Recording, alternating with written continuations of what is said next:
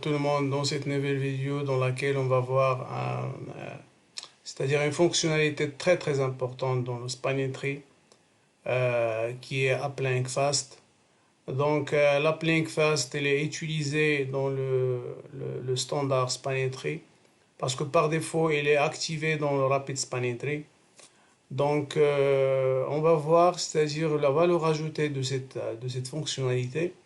On a ici, c'est-à-dire les switches ou l'autre architecture sur laquelle on va travailler. On a un root switch avec deux ports, designed port. Et on a un switch avec un root port, designed port. Et on a le switch, c'est-à-dire où la liaison est bloquée pour ne pas avoir de redondance.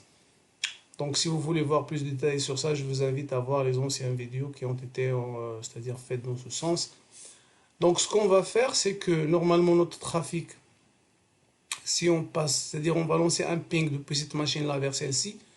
Donc le ping, il va passer à travers le switch 2, switch 1 pour arriver vers le PC2.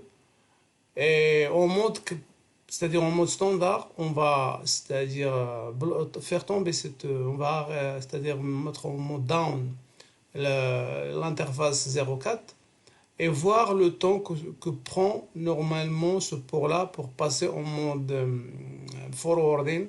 Ça, on l'a vu dans l'ancienne vidéo, celle d'avant, de la semaine dernière. Donc, ça, normalement, si vous avez suivi la vidéo, c'est 30 secondes. Ce qui est, comme on a dit, c'était une éternité. C'est-à-dire pour ça que Rapid Spanning Tree a été mis en place. Et là, on va voir en mode standard, si on préfère rester sur le mode standard, c'est-à-dire ce que rapporte le uplink fast. Avant d'attaquer notre lab, donc uplink fast, c'est-à-dire on doit le mettre en place juste dans le switch où il y a au moins un port qui est bloqué.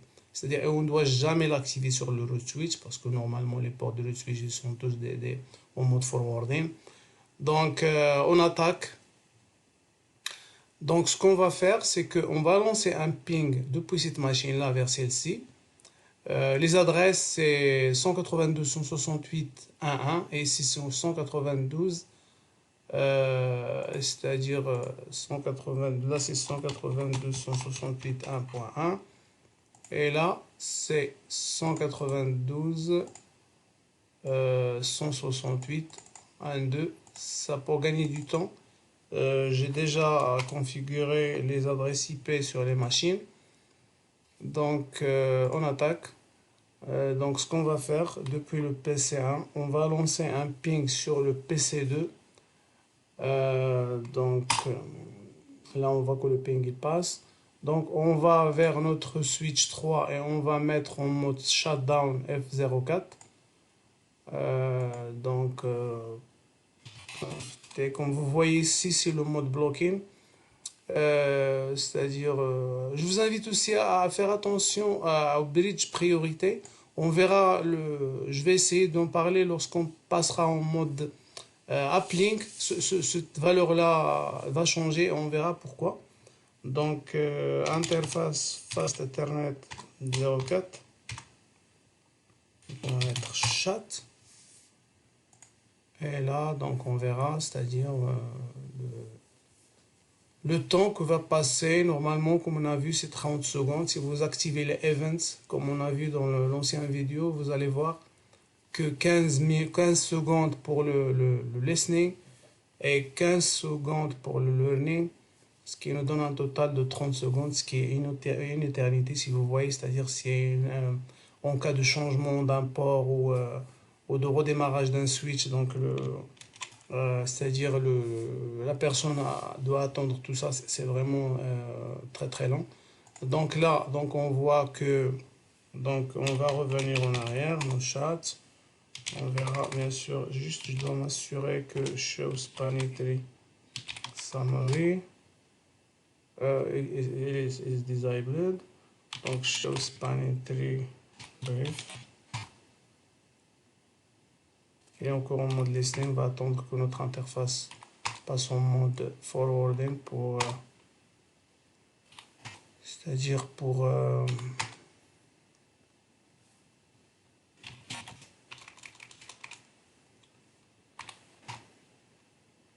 voilà. Donc là, ce qu'on va faire, on va activer Uplink Fast. On va activer l'Uplink Fast. Et on va, c'est-à-dire mettre en down notre interface. Shut. Avant ça, je lance le ping. Et là, je mets le chat. Et j'observe. Donc, si tout se passe bien, normalement, on doit avoir moins de temps perdu lorsqu'on est en mode Uplink Fast que lorsqu'on est en mode normal. Normalement, donc, 2-3 pings, ça doit se mettre en marche. Le ping doit passer. Voilà. Donc là, on voit, c'est-à-dire si on voit le nombre de timeout par rapport à ceci, il y a une différence de presque la moitié. Si on fait les comptes, donc de 40 à 50, c'est presque 14, alors qu'ici, on a 10. Donc on a un temps vraiment très important qu'on gagne lorsqu'on est en mode Uplink Fast. Et là, comme je vous ai dit tout à l'heure, donc si je fais show spanning tree brief, parfois dans les anciens switches on trouve, pardon, donc je vais activer le port. Donc c'est juste, je veux vous montrer une chose, c'est-à-dire, pardon, show spanning tree brief. Lorsqu'on est en mode, Uplink Fast, on voit que, par exemple ici, la valeur, le bridge ID, il est presque, il est upgradé d'une manière très importante. Pourquoi? Tout simplement pour que ce switch-là ne deviendra jamais un root switch.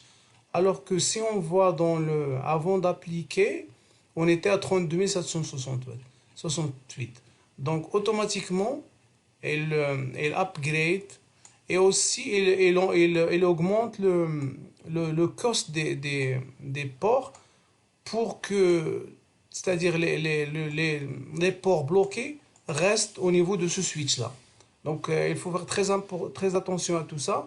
C'est-à-dire que normalement, on ne doit pas appliquer le Uplink Fast dans les switches où il n'y a pas de port bloqué. Donc c'est pour ça qu'il augmente le cost et aussi il change la priorité du switch pour que, c'est-à-dire normalement le switch sur lequel on a appliqué Uplink Fast reste toujours le même.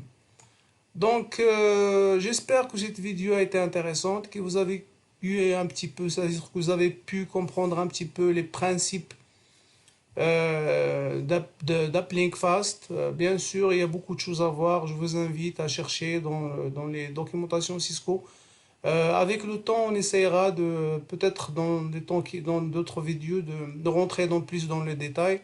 Mais en tout cas, pour les certifications, ce qu'on voit ici, c'est juste le fondamental, c'est-à-dire ce qu'on doit avoir et doit comprendre pour passer, pour comprendre comment fonctionne la fonctionnalité et, comme on dit, le strict minimum. Merci pour votre attention. Je vous invite à s'enregistrer dans la chaîne c'est-à-dire avoir des notifications pour les prochaines vidéos. Merci beaucoup pour votre attention. Bonne soirée. À la prochaine.